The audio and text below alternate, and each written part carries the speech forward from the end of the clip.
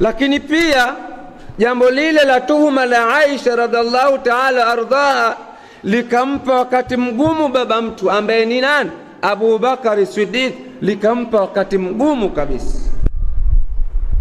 Lakini sasa miongoni mwa watu ambao walikuwa wanaeneza ile taarifa za uongo kwamba kafanya 1 2 3, miongoni mwa hao alikuwepo bwana mmoja aliyekuwa anafadhiliwa na Abu Bakari Siddiq radhiallahu anhu.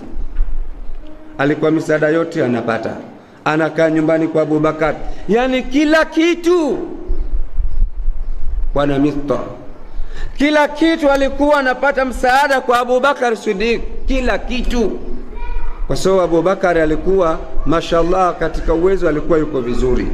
Kwa hiyo bwana alikuwa yeye anafadhiliwa, kila shida yake inatatuliwa ni Abu Bakar.